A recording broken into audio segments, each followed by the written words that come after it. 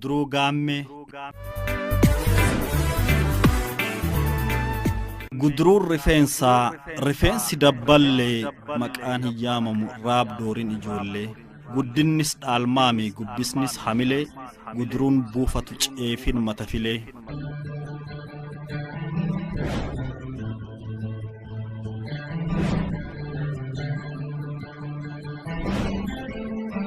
Ijoolleen dubraa gaammee qabdi gaammee muruun qarooma miti badii.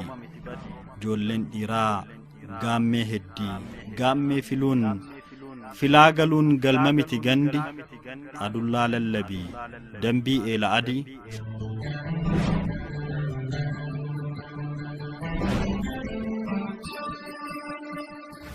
Dabballeen gaammee dhahi duubaa kormaa kormittiin qabaa qaqqabaa. Gadaam wajjin kun raabdoorii yuubaa. Ilmaa intalaaf ginna wiigiitiin injijjiin jiraan filu shurrubbaa.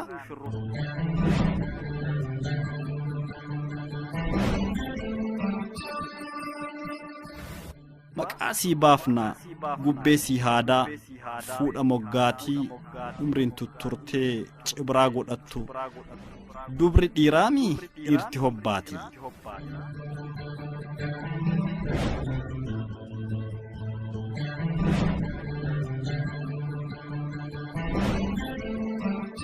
Jedhaa himan gameenni gadaa abbaa. Haadhatu silaa mootii Gudruu Gaammee durbaa. Jaboon abbaadhaan bulaa salphoon haadhan wal dhibaa.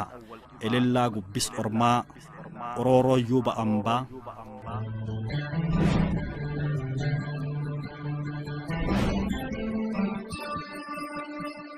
Oma kee dabbasaa argaansaa affarroo. Qaqqaammadhu usi filadhuuti roorroo. Rifeensi kee areedaa ka silaa filamtuun areenni kee irroo.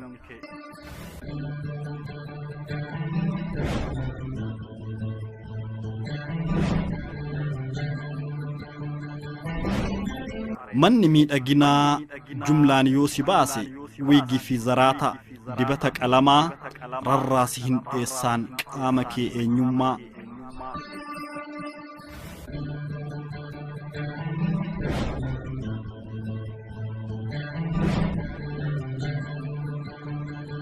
Arrii dhiira aarsaa qinxaaboon ciriiti gaddar biqiletti feetu kenni risaa. Faajjii kee daldalaa saphii kan kee ta'u hawaasa hasaasaa.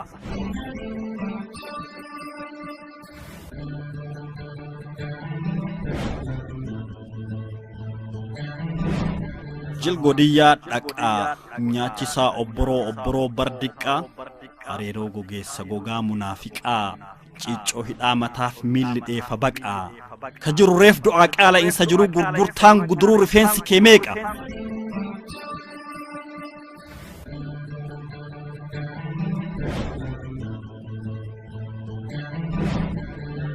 Gogaan namaa loonimii gorfoon hidhaa anfalaa. Isaan kan afamu itilleedhaaf erbeen orfoon dur madaalaa. Walfaana miidhagnaaf martiin qeensa yuubaa. Aksiil goromsaa Gudruu fi Gaammee mammaru halaalaa. Boolla aannanitti lafee eenyummaatiin dhiiga lafa naqaa maaliif lixuu keela.